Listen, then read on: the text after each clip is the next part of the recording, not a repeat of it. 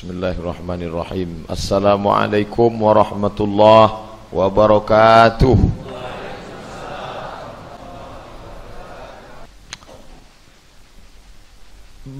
Kana nabiyyu, nabi sebelumnya, bu'itha ila qaumin khassah, diutus untuk satu kaum khusus. Wa bu'ithtu ila nasi kaffah, sedangkan aku diutus untuk nas secara manusia secara kafah. Bahasa Arabnya kafah, bahasa tempat kitanya kabeh, secara keseluruhan. Hadis riwayat Muslim. Ini ucapan Nabi ini menceritakan nabi-nabi sebelumnya itu diutus untuk kaum khusus. Wa ila Samud akhahum salihah, kepada kaum Samud diutus Nabi Saleh. Wa ila Adin akhahum Huda, kepada kaum Ad diutus Nabi Hud. Wa ila Madyan akhahum Syuaiba, kepada kaum Madyan diutus Nabi Syuaib. Kemudian nabi-nabi. Wa rasulan ila bani Israel, Nabi Musa, Nabi Isa diutus hanya untuk komunitas tersentuh Bani Israel saja. Nabi Ibrahim punya anak namanya Ishak, Nabi Ishak punya anak namanya Yakub, Nabi Yakub punya anak namanya Yusuf, Yusuf punya saudara namanya Yahuza, cucu cicit Yahuza itu disebut dengan Yahudi. Nabi Ibrahim punya anak namanya Ishak, Ishak punya anak namanya Yakub, Yakub itu namanya dua, Yakub dengan Israel, cucu cicit Yakub itu disebut dengan Bani Israel. Maka Nabi Isa itu hanya diutus untuk Bani Israel saja, tidak untuk yang lain. Kenapa Sinambela Raja Guguk Sidabutar kok bisa masuk Kristen? Gimana ceritanya itu? Itu yang menyebarkan Kristen kepada non-Israel itu pertama kali adalah Markus. Markus itulah yang membawa agama Kristen itu ke Yunani, karena dia orang Yunani. Sebelumnya hanya untuk komunitas Israel saja. Makanya tidak ada murid Nabi Isa yang non-Israel, tak ada. Tunjukkan mana murid Nabi Isa yang non-Israel, tak ada. Karena dia khusus untuk Israel saja. Luar Israel tidak, limited. Itu beda dengan umat Nabi Muhammad. Nabi Muhammad itu unlimited edition, tidak terbatas suku bangsa. Makanya Nabi Muhammad itu ada sahabatnya yang orang Romawi, namanya Suhaib Ar-Rumi. Nabi Muhammad itu ada sahabatnya orang Nubia, ini Mesir, ini Sudan, ini Nubia. Itulah muazzin dia, Bilal bin Abi Rabah, bukan orang Arab. Ada pula orang Habasyah. Habasyah itu Makkah turun ke bawah, Yaman menyeberang Laut Merah, Djibouti, selesai Djibouti masuk Habasyah, sekarang disebut dengan Ethiopia. Itu nama rajanya Najasyi, masuk Islam. Nabi pula ada sahabatnya itu orang Persia. Persia itu sekarang Iran, namanya Salman Al-Farisi. Nabi bukan punya sahabat, malah punya istri. Istrinya ada orang Mesir, namanya Maria Al-Qibtiyah. Maria orang Koptik, orang Mesir. Nabi juga punya istri orang Yahudi, namanya Sofiyah, nama ayahnya Huyai, nama datuknya Akhtab. Sofiyah binti Huyai bin Akhtab. Jadi Nabi itu semua. Pak Ustadz, ada tak sahabat Nabi orang Jawa? Tak ada, karena belum sampai lagi waktu itu. Belum ada kapal laut, sampan belum ada. Jauh dari Rumbai Pesisir ke Madinah 8.000 km. Kalau tak percaya ukurlah sendiri, jauh. Jadi tak ada. Baru abad kedua Itulah ditemukan di Pantai Barus. Pantai Barus Tapanuli Tengah ada batu nisan bertulis di situ Fatimah. Itu menunjukkan sudah ada orang Arab sampai ke Barus pada abad kedua Hijrah. Jadi orang yang mengatakan 700 tahun sesudah Nabi meninggal baru Islam masuk ke Indonesia, itu Belanda punya kerja. Dia mau mengatakan kita ini terlambat masuk Islam. Tak betul.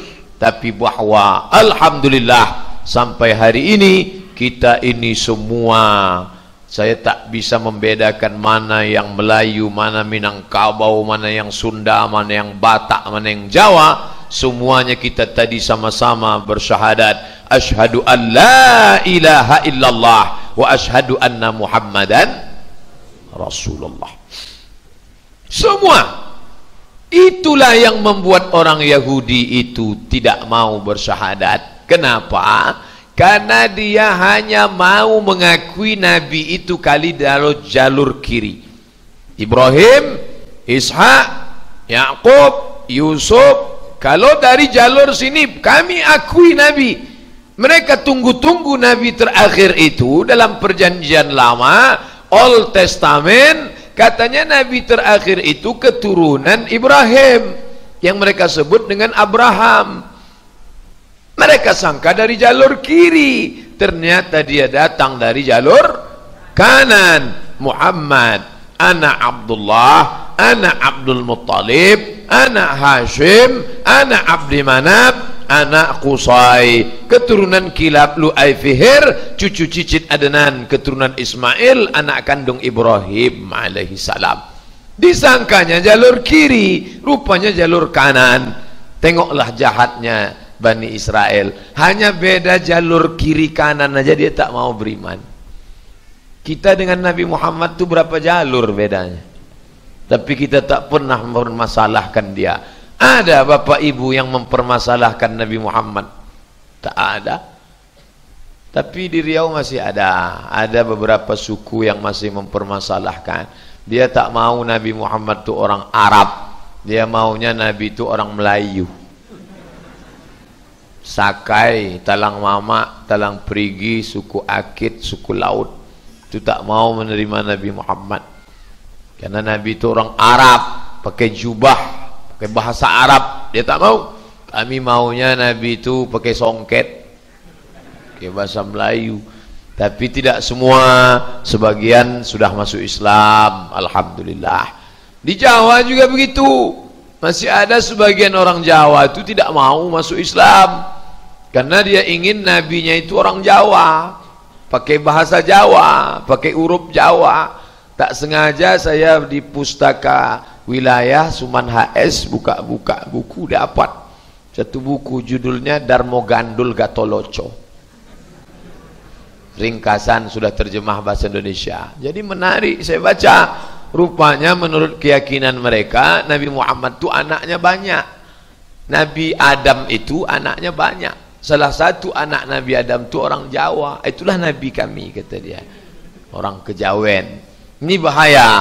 Kalau nanti orang Yahudi mau nabinya Yahudi, orang Melayu mau nabinya Melayu, orang Jawa mau nabinya Jawa, nanti orang Batak mau nabinya Batak juga. Dia tak mau Muhammad SAW, dia maunya Muhammad Siregar, Muhammad Nasution. Tapi kita di masjid ini tak pernah mempermasalahkan dia siapa, karena Nabi itu bukan mencalonkan diri, tapi dia diangkat oleh Allah. Allah yang sudah memilih dia, itu hak prerogatif Allah. Inilah yang mau digugat Gafatar itu. Mereka tidak mau Nabi itu orang Arab. Mereka mau Nabi Fajar Nusantara, terbitnya dari Nusantara. Ini sebenarnya tak lain tak bukan adalah cerita lama. Jadi kalau ada orang mengatakan ini cerita isu baru, ini barang lama dikemas dengan baju baru. Ketika Nabi meninggal sudah ada Nabi palsu, namanya siapa? Musailamah. Karena dia tukang bohong, bahasa Arab tukang bohong itu Al-Kazzab, maka dipanggil Musailamah Al-Kazzab. Kalau suami ibu tukang bohong, panggil dia bang apa? Bang Kazab. tukang bohong. Lalu Musailamah Al-Kadzab ini buat Quran palsu, mirip. Kita punya surat Al-Fil dibuatnya juga, wal fil wa ma adraka mal fil lahu dhailun tawil.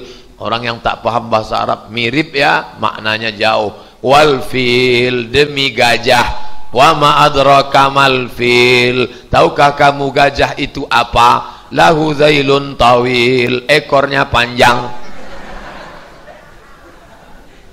Maka nabi palsu ini diperangi, ditangkap, dibunuh.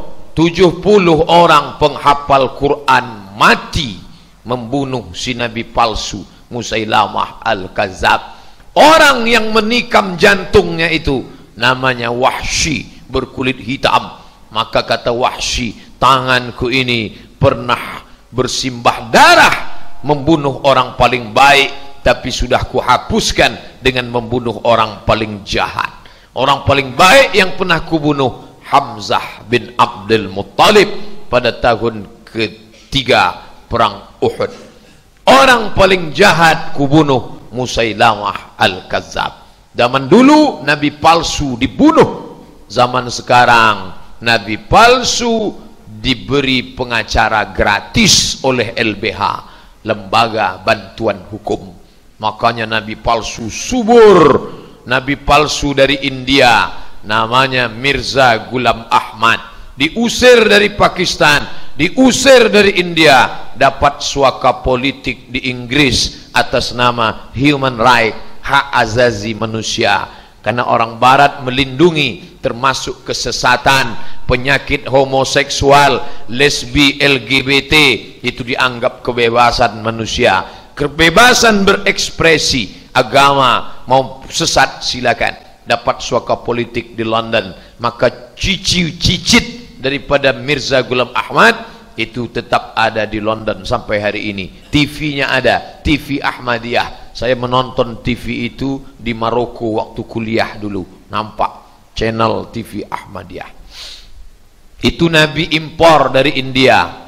Ada lagi nabi palsu, produk Indonesia, made in Indonesia, asli dari Jakarta, perempuan namanya Lia Eden. Dari Bogor, bersemedi di Bukit Bogor, dapat wahyu namanya Ahmad Musadek. Nabi terakhir dari Bandung tertangkap, namanya Cecep. Jadi polisi yang paling hebat di dunia ini itu mengalahkan LAPD, Los Angeles Police Department. Kalah. Itulah polisi Republik Indonesia yang bisa menangkap 3 nabi dalam setahun. Hebat. Jadi masalah ini orang banyak risau. Lalu ditangkap nabinya, nabi palsu ditangkap, ajarannya tetap bebas tersebar. Cara yang paling ampuh, orangnya ditangkap, umat ini dicerdaskan. Karena kalau umatnya faham, ini namanya pohon mangga. Siapa yang mengatakan pohon jambu itu pohon mangga, dia salah. Ini pohon mangga. Sampai kapan ini mangga? Datang orang lain bawa jambu, ini mangga, bukan, itu jambu. Nah sekarang kan orang bingung. Hari ini dia bilang mangga, dibawanya ini mangga. Besok datang kawannya, jambu ya, mangga. Jambu ya, mangga. 3 orang bilang jambu, dia bingung, jambu apa mangga ya? Bapak bawa kucing, kucing Anggora. Datang kawan pertama, cantik kucingnya ya. Ya. Datang kawan kedua, bagus anjingnya. Kucing nih. Datang kawan ketiga, beli anjing di mana? Kucing ini. Datang kawan ketiga, 4, anjing ya. Lama-lama ragu, anjing apa kucing ya? Maka dikuatkan dulu yang benar. Sekali kucing, kucing. 1.000.000 orang Pekanbaru mengatakan anjing. Kalau dia kucing, kucing. Kalau tak yakin, tendang. Meong, kucing berarti. Ini sekarang orang bingung tentang kebenaran. Saking banyaknya orang gila, orang yang waras ragu tentang kewarasannya. Ini sekarang